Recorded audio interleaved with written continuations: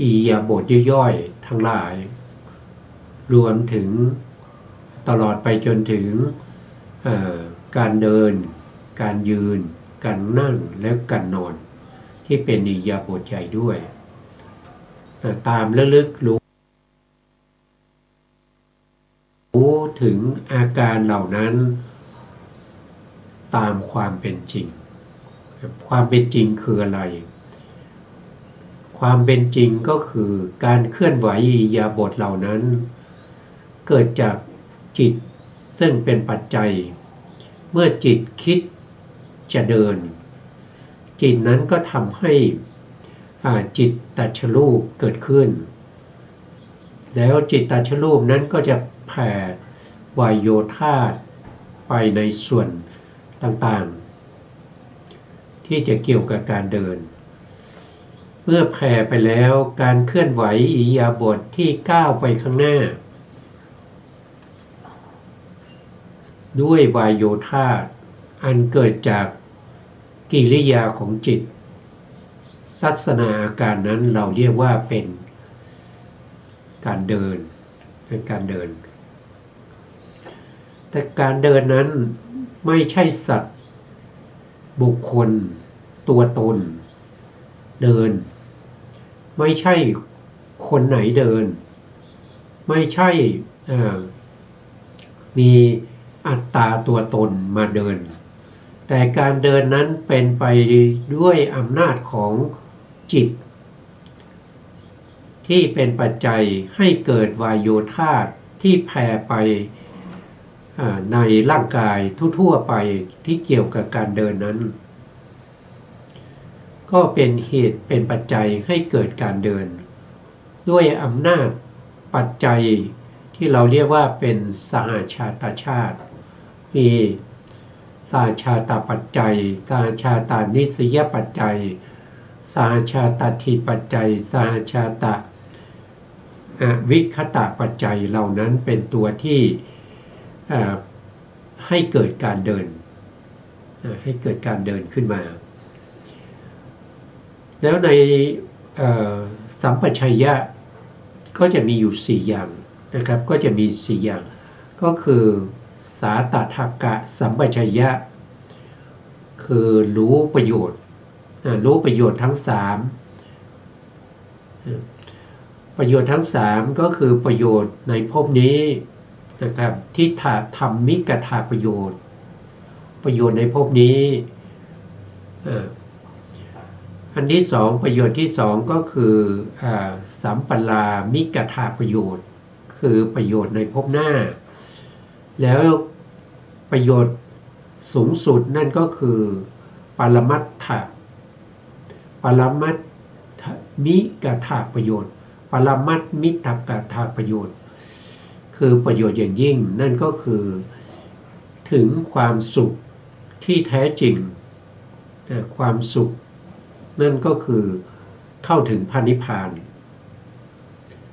อย่าลืมประโยชน์3อย่างจะทำอะไรก็ตามเราก็ต้องรู้ประโยชน์ก่อนเวลาเราจะปฏิบัติกำหนดรู้ในอิริยาบถต่างๆนี้มันเพื่อประโยชน์อะไร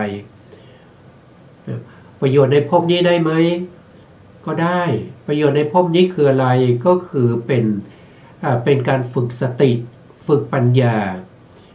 ให้อยู่กับการเคลื่อนไหวของอิริยาบถทำให้เราไม่หลงลืมนะทำให้เราไม่เป็นผู้งมงายหลงอยู่ในความไม่รู้ทั้งหลายประโยชน์ในภพหน้าได้ไหมประโยชน์ในภพหน้าก็คือการที่เรามีอิริยาบถทั้งหลายเป็นอารมณ์นั่นก็แสดงว่าเมื่อเราตายนะครับเราไม่หลงทำกาละเรามีสติปัญญากำหนดรู้ถึงสภาวธรรมอยู่เพราะฉะนั้นภพหน้าเราก็ไม่ต้องไปตกอบายเราก็จะไปเกิดในสุคติสุคติโลกสวรรค์หรือว่าสุคติมนุษย์ภูมิเกิดมาแล้ว ก็ได้พบคำสั่งสอนของพระสัมมาสัมพุทธเจ้าได้นับถือพระพุทธศาสนาเพราะในขณะที่เรากำลังจะตายนั้นเรามีอารมณ์ในการกำหนดรู้ถึงสภาวธรรมที่เกี่ยวกับสัมปชัญญะมีสติสัมปชัญญะในการกำหนดรู้อิริยาบถย่อยๆอยู่แล้วก็ตายไปอย่างน้อยๆก็ไปเกิดเป็นเทวดาประโยชน์อย่างยิ่งตอนนี้เรายังไม่ได้แต่การประพฤติปฏิบัติของเรานั้นเป็นบารมีเป็นอัธยาศัยเป็นบารมีในภพต่อไปเราเมื่อได้ยินสติปัฏฐานหรือได้ยินคำว่าอิริยาบถย่อยการกำหนดรู้ในอานาปานสติหรือว่าในอิริยาบถใหญ่อิริยาบถย่อยสัมปชัญญะเมื่อเราได้ยินคำพวกนี้เราก็จะเกิดความรู้สึกปลาบปลื้มเกิดศรัทธา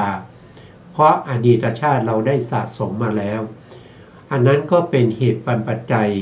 ให้เราได้อริยมรรคอริยผลต่อไปนะอันนั้นคือประโยชน์การปฏิบัติวิปัสสนาการปฏิบัติสติปัฏฐาน4ย่อมมีประโยชน์แน่นอนในประโยชน์ในที่นี้หมายถึงว่าต้องปฏิบัติให้ถูกต้องตรงตามที่พระพุทธองค์ทรงแสดงไว้ถ้าเราปฏิบัติไม่ถูกก็ไม่ใช่สติปัฏฐานไม่ใช่ทางสายเอกนะไม่ใช่ทางที่พระพุทธองค์ชี้แนะให้เราดำเนินไปพระพุทธองค์ชี้ให้เราไปทางซ้ายแต่เราไปทางขวาอย่างเงี้ยมันก็ไม่ใช่นะครับ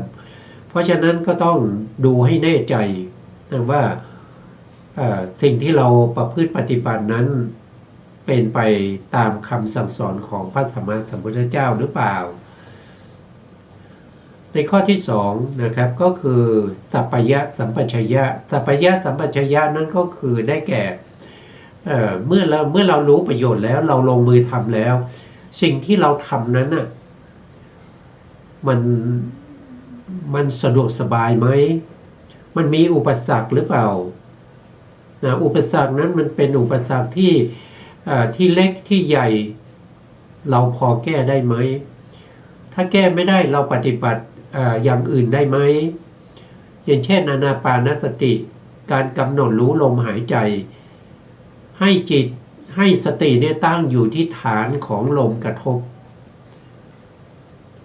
เมื่อเราหายใจเข้าลมกระทบเราก็นับหนึ่งด้วยขณะน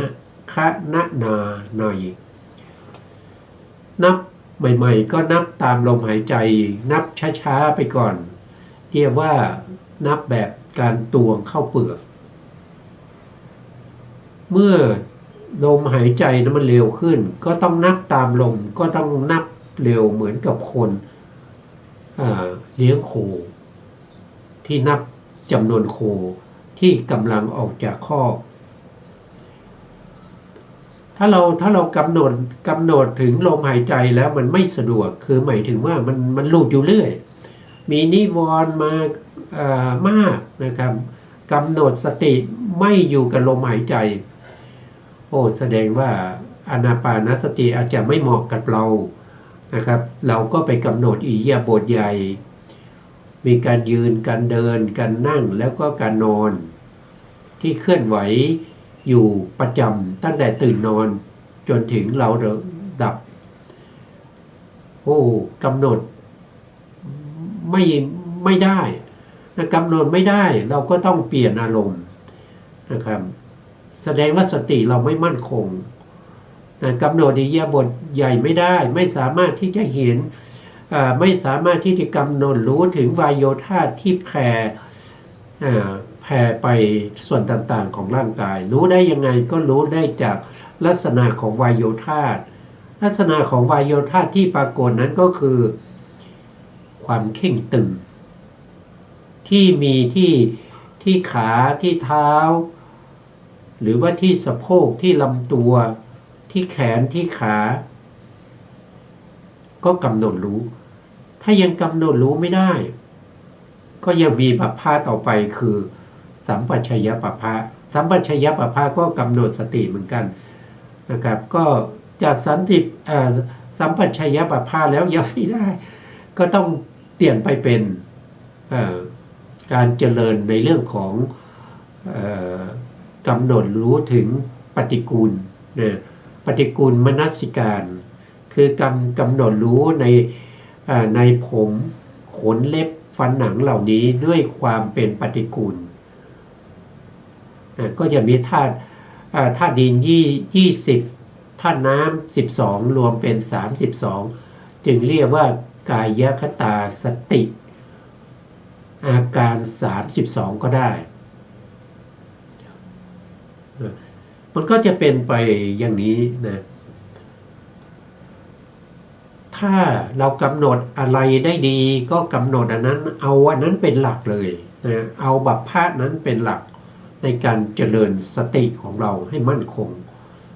นะแต่ตอนนี้เรายังอยู่ในเรื่องของสัมปชัญญะปัพพะในข้อที่3ก็คือโคจรสัมปชัญญะก็คือการที่เราจะทำกิจอะไรนะครับไม่ว่าเราจะไปบิณฑบาตไปกินนิมนต์ไปอะไรก็ตามจะต้องมีกรรมฐานไปด้วยมีกรรมฐานไปด้วยแล้วเสร็จจากงานก็ต้องมีกรรมฐานกลับด้วยเราก็ไปดูรายละเอียดในครั้งที่แล้วเราพูดถึงครั้งที่แล้วเนี่ยก็ติดเรื่องปัญหาว่าสัมปชัญญะ4หมวดตรงนี้สัมปชัญญะ4หมวดก็มีดังต่อไปนี้นะครับคือภิกษุบางรูปในศาสนานี้นำอะไรไปนำกรรมฐานไปกรรมฐานนำไปแต่ไม่นำกลับ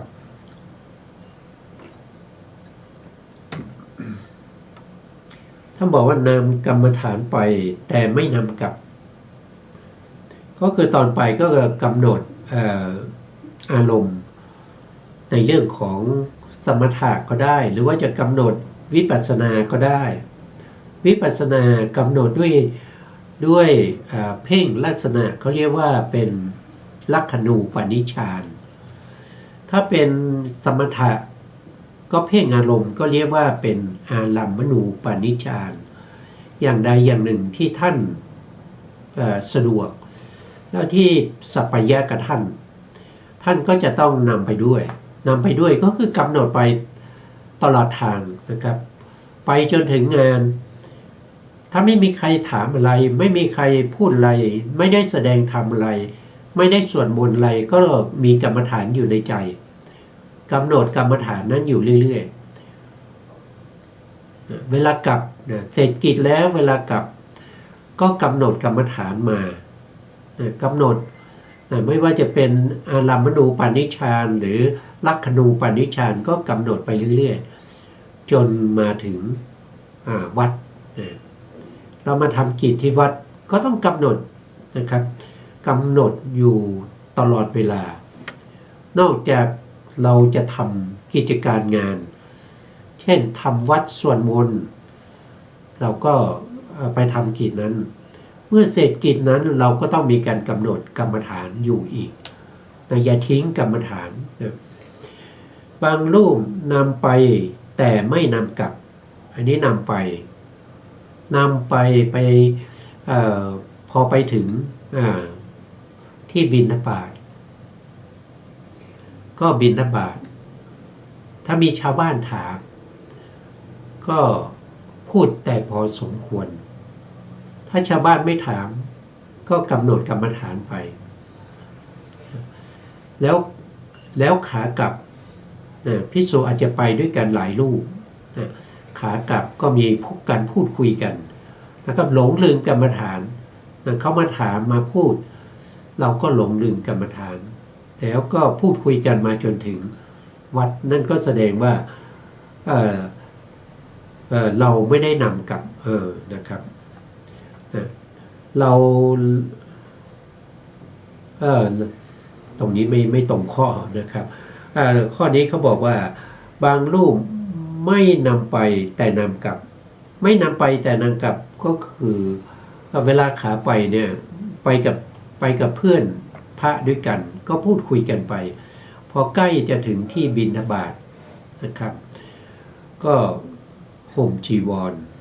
แล้วก็ถือบาตรเข้าไปบิณฑบาตพอบิณฑบาตกำลังจะกลับก็นึกถึงกรรมฐานได้นะครับก็เลยกำหนดกรรมฐานขาไปไม่ได้กำหนดไปแต่ขากลับกำหนดมาก็เรียกว่าภิกษุบางรูปไม่นำไปแต่นำกลับบางรูปไม่นำไปแล้วก็ไม่นำกลับอันนี้ไม่มีกรรมฐานเลยทั้งไปและทั้งกลับไม่มีกรรมฐานนะครับไม่ได้กำหนดอะไรเลยนะครับมองไปเรื่อยๆนะครับส่งสายตาไปซ้ายทีขวาทีหรือว่าพูดคุยกันไปพูดคุยกันกลับอันนี้ไม่มีกรรมฐานนะบางรูปทั้งนำไปทั้งนำกลับอันนี้ก็มีทั้งขาไปแล้วก็ขากลับนะครับก็จะมี4อย่างนะครับ4อย่าง4อย่างก็คือนำไปไม่นำกลับบางรูปไม่นำไปแต่นำกลับบางรูปไม่นำไปแล้วก็ไม่นำกลับบางรูปนำไปทั้งนำไปแล้วก็ทั้งนำกลับทีนี้เราก็มาดูนะตรงที่ท่านภิกษุนำไปนำกลับนี่ท่านขึ้นหัวข้ออย่างนี้นะในบรรดาภิกษุ4รูปนั้นนะภิกษุรูปใดชำระจิตให้ผ่องใสจากนิวรณธรรมคือท่านพูดถึงกิจวัตรของพระภิกษุไปอยู่ที่ไหนก็ตามภิกษุนั้นต้องมีจิตผ่องใสกำจัดนิวรณธรรมนิวรณธรรมก็ในนี้ก็พูดถึง5นะครับก็พูดถึง5อย่าง5ข้อด้วยกันนะแต่ถ้าว่าองค์ธรรมก็จะมีมากกว่านั้นหนึ่งก็คือกรรมฉันทานิวรณ์กรรมฉันทานิวรณ์ก็ได้แก่โลภะได้แก่ตัวโลภะนี่เป็นองค์ธรรมโลภะก็คือความอยากความต้องการความติดใจความยึดมั่นนะครับความยินดีพอใจไม่ว่าการเห็นการได้ยินอะไรก็ตามต่อมาก็คืออันที่2ก็คือพยาปาทะพยาปาทะก็คือความไม่ยินดีไม่ชอบใจในอารมณ์ที่ได้สัมผัสอันนี้ก็องค์ธรรมได้แก่โทสะ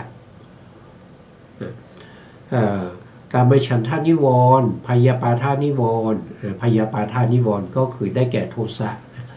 แล้วต่อมาก็คือถีนมิทานิวรณ์ถีนมิทานิวรณ์นี้มีอยู่2นะองค์ธรรมมี2นะก็คือถีนเจตสิกแล้วก็มิทาเจตสิกแต่2ดวงนี้เจตสิก2ดวงนี้เขาเกิดร่วมกันเขาจะไม่แยกจากกันเขาเกิดในจิตดวงไหนก็จะต้องมีทั้ง2ก็เรียกว่าถีนมิทะถีนมิทะเป็นสภาพที่เสื่อมซึมท้อถอยหดหู่แล้วก็ง่วงเหงาเกียจค้านอะไรพวกนี้อันนี้คือองค์ธรรมแล้วเป็นนิวรณ์ข้อที่3ถีนมิทะนิวรณ์อันที่4ก็เป็นอุทธัจจะกุกุจจะอันนี้มีอยู่2องค์ธรรม2ตัวอุทธัจจะอุทธัจจะนี่เป็นประเภทที่เป็นโมหะนะคือความฟุ้งซ่านนะครับอยู่ในตระกูลของโมหะถ้าเป็นกุกุจจะกุกุจจะนี่ก็เป็นประเภทของโทสะแต่2อันนี้อยู่ในข้อเดียวกันอยู่ในข้อเดียวกันน่าจะที่เขาจัดเข้าในข้อเดียวกันหรือพระพุทธองค์แสดงให้อยู่ในข้อเดียวกันนะครับแต่มีองค์ธรรม2องค์นั่นก็คืออุทธัจจะเจตสิกแล้วก็กุกุจจะเจตสิกอันนี้เป็นข้อที่4ข้อที่5ได้แก่วิจิกิจฉานิวรณ์คือลังเลสงสัยไม่แน่ใจในเรื่องของที่เกี่ยวกับเรื่องของกิเลสนะกิเลสเป็นตัวที่ทำให้เกิดการ สงสัยสงสัยในคุณของพระพุทธพระธรรมพระสงฆ์เนี่ยสงสัยในข้อประพฤติปฏิบัติในเรื่องของสิกขาสามพวกนี้เป็นต้นแต่ถ้าสงสัยที่เป็นประเภทที่เกี่ยวกับเรื่องของบัญญัตินะครับเช่นบ้านเธออยู่ไหนนะหรือว่ารถเมล์สาย5ที่ไปถึงไหนอันนี้เกี่ยวกับเรื่องบัญญัตินะเกี่ยวกับเรื่องบัญญัติไม่ได้มีคือมันเกี่ยวกับเรื่องของบัญญัติถึงจะเป็นสมมุติสัจจะก็เป็นเรื่องของบัญญัติก็จะไม่เกี่ยวกับวิจิกิจฉาวิจิกิจฉาต้องเป็นไปในเรื่องของธรรมนิวรณ์ทั้ง5นี้เป็นสภาพที่ต้องกำจัดนะเป็นสภาพที่ต้องกำจัดแต่บางในท่านจะพูดถึงนิวรณ์6นิวรณ์6อย่างเช่นในภาพพิธรรมก็จะพูดถึงนิวรณ์6ข้อที่6ที่เพิ่มมานั้นก็คือเขาเรียกว่าเป็นอวิชชาหรือเรียกว่าเป็นโมหะก็เป็นนิวรณ์เหมือนกันนะครับเมื่อมีโมหะเนี่ยครอบงำจิตของเราก็จะทำให้เราเนี่ยหลงลืมไม่กำหนดปล่อยจิตไปตามอารมณ์ไม่กำหนดรู้ถึงสภาวะเหล่านั้นอันนั้นก็เป็นนิวรณ์อย่างหนึ่งแต่ในที่นี้เราพูดถึงนิวรณ์5เราไม่ได้พูดถึงโมหะไม่ได้พูดถึงโมหะหรือวิชชาต้องมีหน้าที่ในการคือถ้าเป็นพระภิกษุเนี่ยก็มีหน้าที่อย่างเดียวนั่นก็คือเรื่องของการกำจัดนิวรณ์นะครับนิวรณ์ก็จะเกิดขึ้นไม่ว่าเราจะศึกษาพระปริยัตินิวรณ์มันแทรกเข้ามาได้นะคนที่กำลังศึกษาเล่าเรียนพระปริยัติบางทีก็ง่วงใช่ไหมครับง่วงนะบางครั้งก็ฟุ้งบางครั้งก็ไม่พอใจเพื่อนข้างๆนะครับบางครั้งก็ไม่พอใจผู้สอนไม่รู้เรื่อง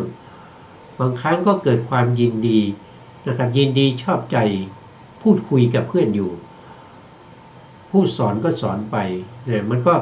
ก็เป็นนิวรณ์เหมือนกันนิวรณ์นี่มากั้นอะไรก็มากั้นปัญญาแทนที่เราจะได้ฟังอาจารย์ผู้ที่เขาบรรยายอยู่หรือเขากำลังสอนอยู่ให้เกิดความรู้ความเข้าใจเราไม่ได้ละพอสอนจบเราก็ไม่รู้เรื่องแล้วเพราะเราพูดคุยกันอยู่ในห้องเราก็ไม่รู้เรื่องนี้เป็นยังไงไม่รู้ก็ไม่ได้เป็น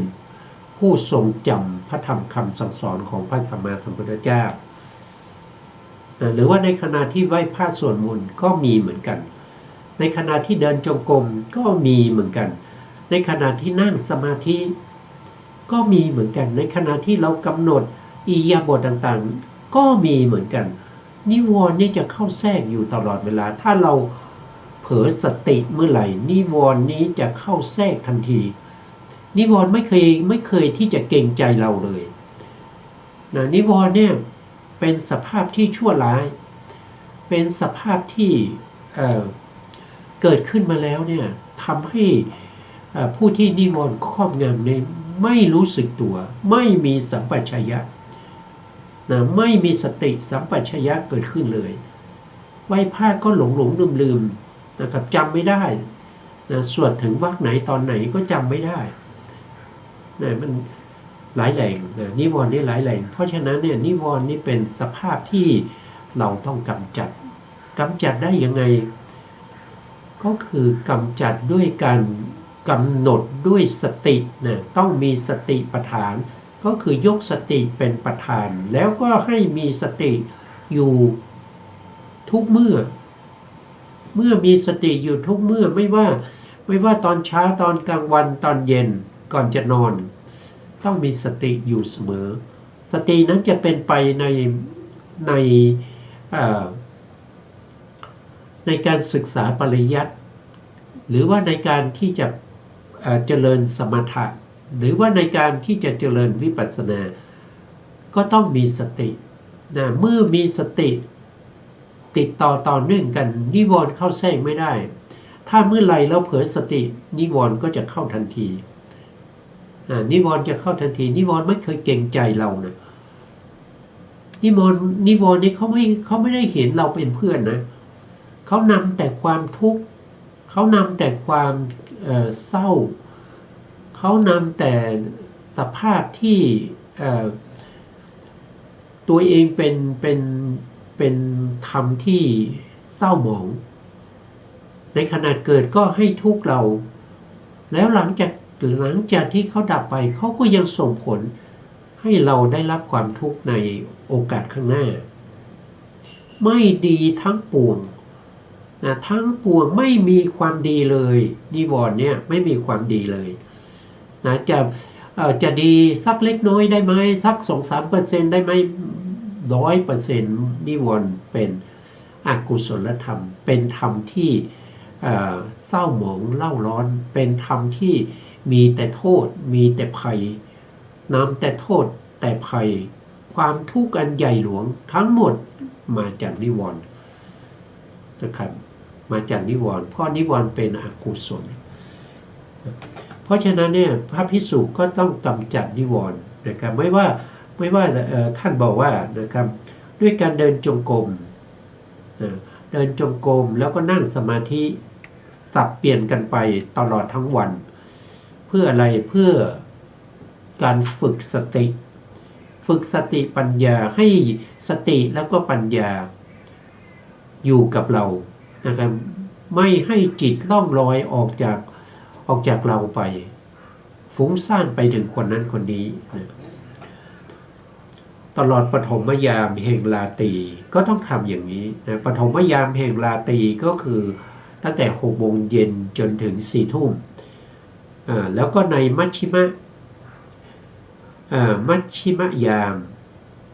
ก็คือ4 ทุ่มจนถึงตี 2เนี่ยนะครับท่านก็บอกว่าให้เราจำวัดก็คือพักผ่อนนอนหลับแต่การนอนก็ต้องมีสติมีสตินั่นก็คือนอนตะแคงขวานะครับแล้วก็กำหนดรู้รูปนอนหรือว่ากำหนดลมกระทบที่หายใจเข้าหายใจออกหรือว่าจะมีการแผ่เมตตาเป็นอารมณ์ของกรรมฐานแล้วก็หลับไปพอถึงตี 2ก็ต้องตื่นขึ้นมาก็ทำกิจส่วนตัวล้างหน้าแปรงฟันในปัจฉิมยามก็คือตั้งแต่ตี 2จนถึง6 โมงเช้าก็ให้เวลาผ่านไปด้วยการนั่งแล้วก็จงกรมก็เวลานั่งนะครับก็ได้อะไรได้สมาธินะสมาธินี่มีกำลังนะครับแต่เวลาเดินจงกรมวิริยะมีกำลังวิริยะมีกำลังเมื่อวิริยะมีกำลังก็ทำให้จิตของเราเนี่ยไม่หดหู่ไม่ง่วงเหงานะครับแต่ถ้าสมาธิมีกำลังสมาธิจะทำถ้าเราขาดสติเมื่อไหร่เราจะง่วงเราจะหลับได้นะจะป่วยกล่าวไปใหญ่ถึงการทำวัดอันนี้ก็ทำวัดพระเจดีย์มีการเข้าไปลานพระเจดีย์นะครับหลังจากคือหมายถึงว่าหลังจาก6 โมงแล้วนะครับก็ไปทำวัดที่ลานพระเจดีย์ลานพระเจดีย์แล้วก็ลานโพนะครับมีการรดน้ำต้นโพจะตั้งน้ำดื่มน้ำใช้นะครับที่เกี่ยวกับส่วนรวมนะครับก็ต้องวิกฤตอะไรนะครับก็ดูน้ำแห้งหรือเปล่ามีการต้มน้ำไหมมีการสุมไฟหรือเปล่านะครับสมทานก็ถือเอานะครับ สมาทานข้อปฏิบัติวัดก็คือถือเอาก็คือปฏิบัติข้อปฏิบัติทั้งหลายข้อปฏิบัติทั้งหลายไม่ว่าจะเป็นอาจารย์ปฏิบัติอาจารย์ลีวัดแล้วก็อุปชัยวัดต้องทำให้มันเป็นศีลนะเขาเรียกว่าเป็นจารีตศีลนะครับก็คือทำกิจเกี่ยวกับครูบาอาจารย์อุปชาหรือว่าพระเถระอะไรทั้งเหล่านี้นะแล้วก็มีอันนี้ท่านก็บอกนะเข้าไปที่นอนนะครับก็ไปเก็บที่นอนอะไรพวกนี้นะครับนั่งขัดสมาธิ 2-3 ท่าพอให้อุ่นแล้วก็ปฏิบัติกรรมฐานลุกจากเวลาพิขาจารก็คือในสมัยพุทธกาลนะครับหรือในประเทศอินเดียศรีลังกาเนี่ยเขาไม่ได้บิณฑบาตเช้าอย่างบ้านเรานะครับบ้านเรานี้จะบิณฑบาตตั้งแต่6 โมงกว่านะครับถึงประมาณ7 โมงนะครับ7 โมงก็จะกลับวัดกันหมดแล้วนะที่นี่เขาจะบิณฑบาตสายนะครับแต่ไม่เกินเวลานะครับไม่เกินเวลาต้องกลับต้องฉันก่อนเที่ยงนะครับถือเอาบาตรและจีวรออกไปยังออกไปจัดเสนาสนะนมัสการกรรมฐานอยู่นะครับก็ถือเอากรรมฐานไปด้วยหัวข้อกรรมฐานนั้นก็แล้วแต่กรรมฐานเราก็มีตั้งถ้าว่าโดยสมถะอารามณูปนิชฌานก็มีถึง40 อย่างนะครับถ้าว่าโดยลักขณูปนิชฌานก็คือกำหนดลักษณะก็มีถึง21 อย่างนะครับ21 ประภาคด้วยกัน21 ประภาคในกายานุปัสสนาสติปัฏฐานนี่มีอยู่ถึง14 ประภาคเวทนาก็เดิม ก็ดีครับเวทนาก็ถือว่าเป็น1 ประภาคกำหนดรู้ถึงเวทนาที่สวยอารมณ์นะครับเวทนาทั้งหมดมีอยู่9 อย่างแต่รวมกันเป็น1 ประภาคแล้วก็จิตตานุปัสสนาก็ถือว่า1 ประภาคถึงจะมีการกำหนดหัวข้อถึง16 หัวข้อแต่ทั้งหมดนั้นก็ถือว่าเป็น1 ประภาคส่วนธรรมานุปัสสนานะครับมีตั้งแต่ขันธ์อุปทานขันธ์อายตนะธาตุนิวรณ์แล้วก็โพชฌงค์อริยมรรคอริยสัจ 4รวมกันก็จะมีอยู่5 ประภาค5 ประภาคนะครับบวกกับจิตตานุปัสสนาก็เป็น6บวกกับเวทนาก็เป็น7แล้วก็บวกกับอีกกายานุปัสสนาอีก14 ประภาคก็รวมกันเป็น21 ประภาคแล้วแต่เรานะครับเราถนัดอะไรเราชำนาญอะไรที่เรากำหนดรู้แล้วหรือว่าเราเพ่งอารมณ์แล้วทำให้จิตเราสงบได้กำจัดนิวรณ์ทั้งหลายได้ก็ให้เราถือเอากรรมฐานนั้นเป็นอารมณ์ถือเอากรรมฐานนั้นเป็นอารมณ์อะไรเป็นอารมณ์หลักนะก็คือหมายถึงว่าเราว่างปุ๊บเราก็จะกำหนดอันนั้นจะเพ่งอันนั้นเพราะว่าสัพพยะแก่เราทำให้การปฏิบัติของเราเนี่ยเจริญก้าวหน้าท่านบอกตรงนี้ว่าครั้งที่แล้วเราก็ถึงตรงนี้นะครับในการที่เราเข้าไปที่ลานโพเนี่ยผู้ที่มีกรรมฐานอื่นคือยกเว้นพุทธานุสติเช่นเราอาจจะมีกสิณ10 อันใดอันหนึ่งอสุภาษ10 อันใดอันหนึ่งหรืออาจจะมีอนุสติ9ที่เว้นจากเว้นพุทธานุสติอรูปกรรมฐาน4พรหมวิหาร4 อาหารเลปฏิกูลสัญญาหนึ่งหรือว่าจัตุธาตุกำหนดธาตุอีกหนึ่งเป็นอารมณ์เนี่ยเราต้องวางไว้ก่อน ถ้าจะเข้าลานโพเนี่ยลานพระเจดีย์หรือลานโพก็ตามเราจะต้องวางไว้ก่อนแล้วเข้าไปใน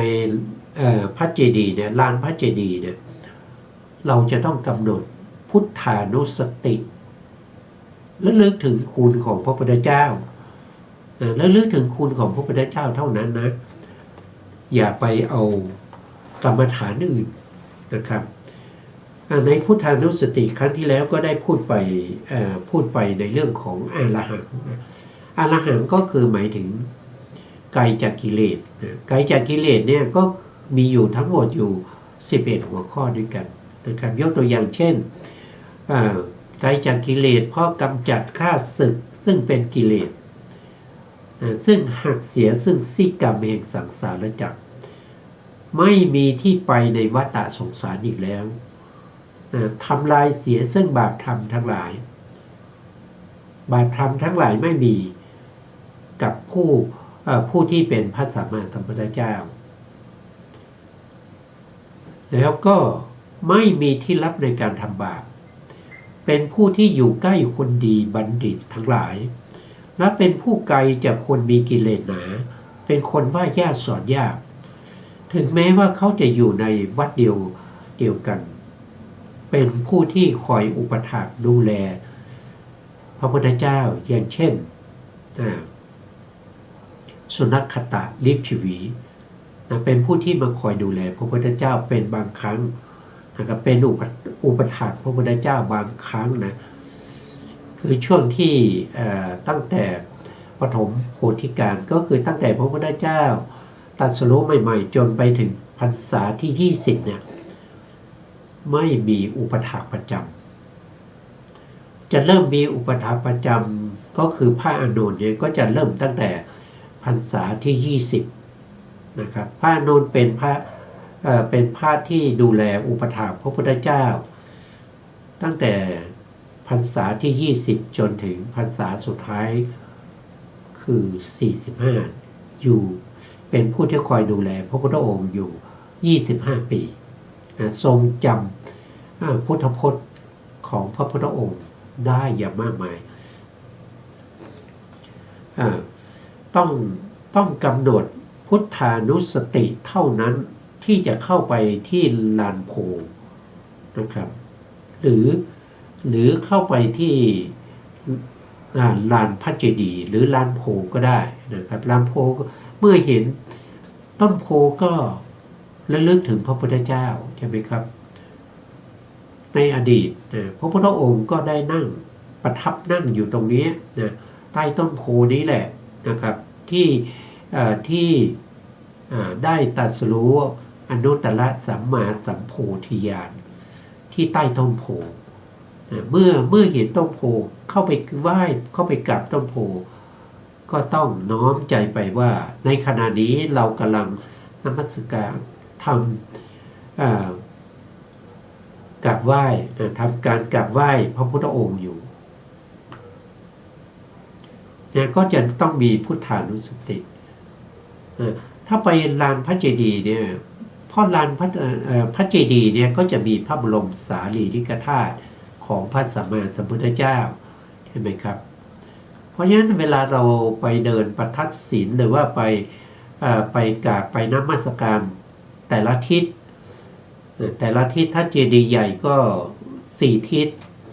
ถ้าเจดีย์องค์น้อยก็ต้องกราบไหว้ทั้ง8ทิศและลึกถึงคุณของพระพุทธเจ้าอย่างนี้นะครับครั้งที่แล้วเราก็พูดมาอย่างนี้นะก็ไม่ทอดทิ้งแล้วถ้าออกจากลานพระเจดีย์เราก็ออกมาแล้วก็ถือเอากรรมฐานที่สัพพยะแก่เรานะครับที่เราใช้เป็นอารมณ์หลักในการเจริญสติเจริญปัญญาก็ถือเอากรรมฐานนั้นไปเนี่ยตรงนี้ท่านก็บอก นะครับช่วงนี้สุขภาพก็ไม่ค่อยดีนะครับ เป็นอารมณ์ใสก็อย่าทิ้งกรรมฐานนั้นเสียเข้าไปก็คือวางไว้นะครับก็คือวางไว้นะอันนี้ก็เป็นคำบรรยายที่ท่านที่มีในอัตถกถานะครับอัตถกถาในมัชฌิมนิกายนะครับเล่มที่17สติปัฏฐานอัตถกถานะเข้าไปยันลานพระเจดีย์ถ้ามีกรรมฐานอย่างอื่นไซควรจะพักกรรมฐานนั้นไว้เหมือนอย่างกับการจับเอาสิ่งของที่ถือมานั้นวางไว้ที่เชิงบันไดอันนี้ท่านเปรียบเทียบให้นะครับแล้วกำหนดเอาปิติในพระพุทธเจ้านะครับคือการระลึกถึงพระพุทธเจ้าเนี่ยผู้ที่เขามีความรู้ความเข้าใจในพระปริยัตินะครับแล้วก็ทราบซึ้งถึงคุณของพระพุทธเจ้าเนี่ยก็จะเกิดปิตินะเกิดปิติขึ้นเกิดสมนัสขึ้นนะครับในการที่จะเข้าไปทำการนมัสการกราบไหว้พระเจดีย์แล้วก็ประทับศีล3 รอบเป็นอารมณ์ไปยันลานพระเจดีย์ถ้าเป็นเจดีย์องค์ใหญ่ควรทำประทับศีล3 ครั้งไหว้ทิศทั้ง4ถ้าเป็นเจดีย์องค์เล็กควรทำประทับศีลอย่างนั้นเหมือนกันก็คือ3 รอบแล้วก็ไหว้ทั้ง8 ทิศนะครับไหว้8 ทิศนะถ้าเป็นเจดีย์องค์น้อยนะครั้นไหว้เจดีย์เสร็จแล้วก็ไปยังลานโพไหว้เจดีย์เสร็จแล้วก็ไปที่ลานโพควรวันทาต้นโพทำความย่ำเก่งเหมือนกับพระพุทธองค์ทรงประทับอยู่นะพระสัมมาสัมพุทธเจ้าประทับอยู่นะเธอไหว้พระเจดีย์และต้นโพนั้นแล้วก็ไปยังที่ตนเองพักกรรมฐานไว้ก็คือหมายถึงว่าตอนที่เราเข้ามาทางไหนนะครับแล้วเราเปลี่ยนอารมณ์เปลี่ยนกรรมฐานณจุดใดเราก็ออกไปทางนั้นนะออกไปทางนั้นเสร็จแล้วก็ก่อนที่ออกไปนะครับถึงจุดนั้นเนี่ยเราก็ต้องเปลี่ยนอารมณ์วางพุทธานุสติเอาไว้แต่ถ้าเรามีสัพพยะแก่พุทธานุสติเราก็ไม่ต้องวางเราก็พุทธานุสติเจริญพุทธานุสติไปทำกิจเลยนะครับไปทำกิจนะครับต่อไปได้แต่ถ้าบางคนอาจจะมีกรรมฐานอื่นสัพพยะก็วางพุทธานุสติไว้ณจุดนั้นแล้วก็เปลี่ยนอารมณ์เป็นอารมณ์ที่เราใช้เป็นประจำแล้วก็ทำให้กรรมฐานของเราเจริญนะก็เปลี่ยนอารมณ์ตรงนั้นแล้วเอากรรมฐานที่พักไว้เก็บไว้ชั่วคราวเหมือนอย่างคนถือเอาสิ่งของที่ตนวางไว้แล้วนั้นแล้วห่มจีวรในที่ใกล้บ้านก็คือหมายถึงว่าหลังจากที่เราเปลี่ยนอารมณ์แล้วเราก็เดินไประยะทางบางครั้งเนี่ยก็อาจจะไกลใช่ไหมครับอาจจะไกลเพราะฉะนั้นพระภิกษุเนี่ยท่านก็ยังไม่ได้ห่มจีวรยังไม่ได้ห่มจีวรเดินไปนะคือหมายถึงว่าวัดเนี่ยเขาจะอยู่นอกหมู่บ้านนะครับอย่างน้อยๆก็กิโลกว่า2 กิโลในช่วงที่เดินมานะครับท่านก็เอาจีวรสังคติหรืออะไรพาดบนบ่าแล้วก็ถือบาตรพอจะเข้าไปในหมู่บ้านนี้ก็ต้องมีการห่มจีวรให้เรียบร้อยนะครับโดยมีในขณะนั้นก็ต้องมีกรรมฐานนะมีกรรมฐานเป็นสำคัญนะกรรมฐานก็ได้พูดมามีมากมายนะครับถ้าเป็นสมถะก็มีถึง40 อารมณ์ถ้าเป็นสติปัฏฐานก็มี21มีอยู่21ประภะก็อันไหนที่สะดวกอันไหนที่สบายทำแล้วเรา กรรมฐานเราเจริญก็เอานั้นเนี่ยเข้าไปบ้านเพื่อบิณฑบาตเข้าไปบ้านเพื่อบิณฑบาตขั้นคนทั้งหลายเห็นท่านมาแล้วนะครับอันนี้ชาวบ้านเห็นภาพมานะครับก็จะบอกต่อๆกันไปว่าพระคุณเจ้าของเรามาแล้วนะแล้วก็พากันไปต้อนรับไปต้อนรับพอต้อนรับแล้วก็รับบาตรรับบาตรแล้วก็นิมนต์ท่านขึ้นบนศาลาลงฉันอาหารบางทีหมู่บ้านนะครับเขาก็จะสร้างศาลาไว้นะครับสำหรับพระภิกษุในสมัยโบราณนะไม่เหมือนกับในปัจจุบันนะครับก็สร้างศาลาไว้แล้วก็จัดอาสนะไว้นะครับเตรียมที่ไว้แล้วก็นิมนต์ท่านเข้าไปนะครับแล้วก็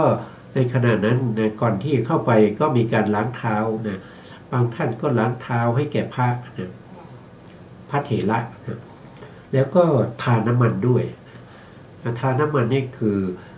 คือการที่พระท่านไม่สวมรองเท้าเนี่ยเวลาเดินไปนะครับเดินมาเนี่ยเท้ามันจะแตกนะครับเพราะฉะนั้นก็ต้องมีการทาน้ำมันให้จนเสร็จแล้วนะครับเสร็จแล้วก็เมื่อพระท่านนั่งอาสนะเรียบร้อยแล้วนะครับก่อนอื่นก็ถวายข้าวยาคูก็คือข้าวต้มนั่นเองนะครับคือข้าวต้มเฉยๆไม่มีเครื่องนะครับไม่มีหมูไม่มีอะไรเป็นข้าวต้มธรรมดานะครับแล้วก็ต้มเล็กๆนะครับคล้ายกับจกอะไรพวกนี้นะแต่ไม่มีหมูนะไม่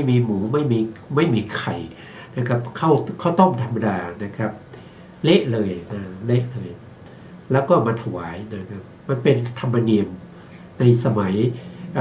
ยนู้นนะในประเทศอินเดียเนี่ยพระภิกษุเมื่อเข้ามาถวายนะครับก็ดื่มก็ยกข้าวยาคูดื่มนะครับเพราะว่ามันเป็นน้ำนะครับต้มจนเป็นน้ำเละเลยเมื่อเรียบร้อยแล้วนะครับแล้วก็อาหารอะไรเสร็จก็มาถวายแล้วก็ฉันอะไรเสร็จทำภัตตกิจเสร็จแล้วนะครับชาวบ้านทั้งหลายก็พากันมานั่งแล้วก็บางพวกก็ถามปัญหาบางพวกก็อยากจะฟังธรรมบางพวกก็กล่าวธรรมีกถาอะไรพวกนี้นะพระอาจารย์ก็พระภิกษุเหล่านั้นนะครับก็จะกล่าวสมควรแก่ธรรมนั้นนะครับโดยส่วนมากก็จะพูดเกี่ยวกับเรื่องของกรรมฐานนะครับไม่ว่า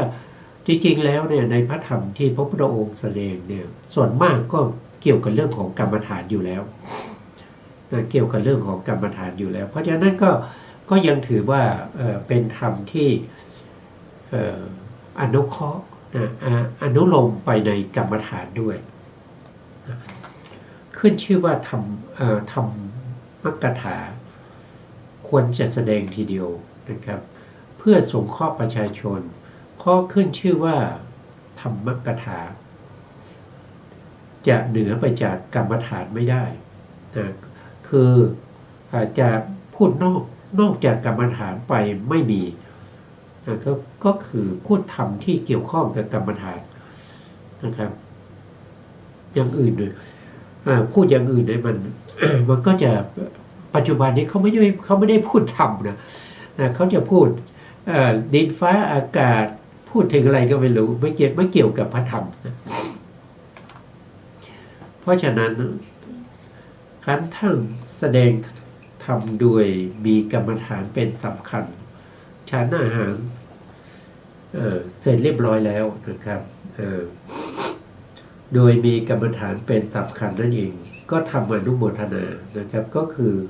อนุโมทนาบุญกุศลที่ชาวบ้านได้ทำแล้วก็ให้พรเสร็จแล้วนะครับก็กลับนะก็ให้คนให้ตามคนมาไปแล้วนะครับก็คือหมายถึงว่า ก็กลับพร้อมกันกับภิกษุอื่นๆหน้าที่นั้นเองแล้วก็เดินทางต่อไปก็กลับวัดนะครั้นสามเณรและภิกษุหนุ่มผู้ที่ออกมาก่อนนะครับที่ยังรออยู่นะครับเมื่อเสร็จแล้วนะเมื่อเสร็จกิจแล้วก็เห็นพระผู้ใหญ่นะครับที่พากันมาแล้วก็ให้การต้อนรับนะรับบาตรรับจีวรของท่านนะครับแล้วก็เดินไปด้วยกันนะได้ทราบว่าภิกษุเก่านะครับภิกษุรุ่นเก่าดูหน้าแล้วก็ไม่ใช่พระอุปชาของตนนะครับเป็นอาคันตุกะวัดเมื่อเห็นว่าไม่ใช่อุปชาก็ต้องทำคือพระภิกษุที่มารับเนี่ยจะต้องทำเขาเรียกว่าเป็นจารีตศีลนะครับก็จะมีอาคันตุกะวัดด้วยถ้าเป็นอุปชาก็ทำอุปชายวัดถ้าเป็นอาจารย์ก็ทำอาจารย์วัดนะครับก็มีการเข้าไปรับพูดคุยนะครับทำความคุ้นเคยช่วยถือบาตรถืออะไรนะครับอันนี้ก็เป็นกิจที่พระที่อยู่ประจำวัดนั้นนะครับที่ต้องทำแก่พระอาคันตุกะที่มาใหม่แต่ทำการกำหนดที่มา ก็ทำตามที่กำหนดไว้นะครับที่เผชิญหน้ากันจะต้องทำอะไรนะครับถ้าเป็นพระภิกษุที่มีอาวุโสมากกว่าก็ต้องมีการพนมมือไหว้นะครับแล้วก็ทักทายด้วยคำสุภาพทำให้จิตสบายนะครับเหล่านั้นแล้วก็ถามท่านมาจากไหนอะไรพวกนี้ก็ทำไปตามอาคันตุกะวัด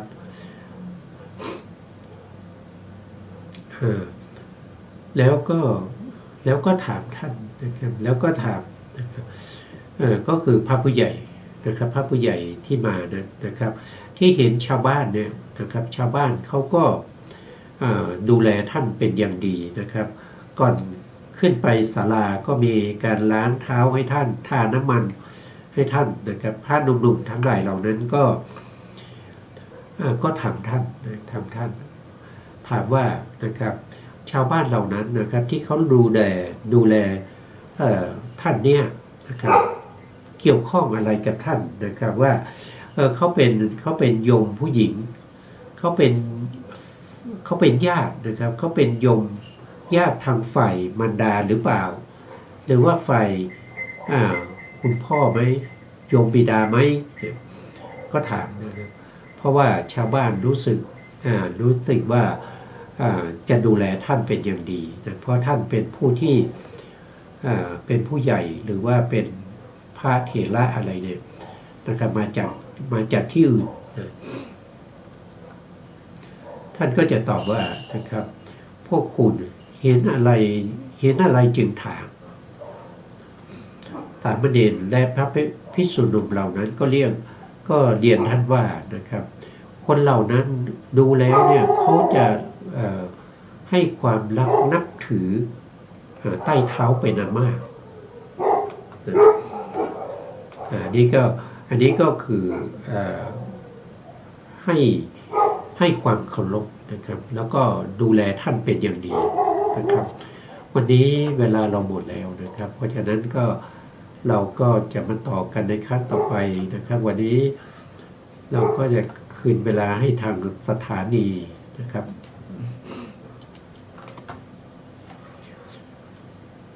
สุดท้ายนี้ขอกราบขอบพระคุณ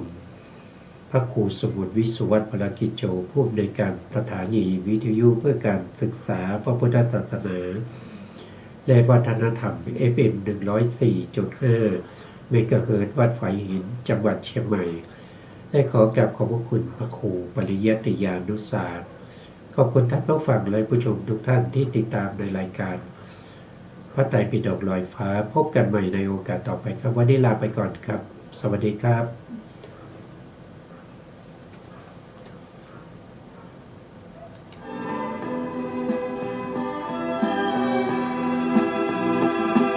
เจริญปัญญา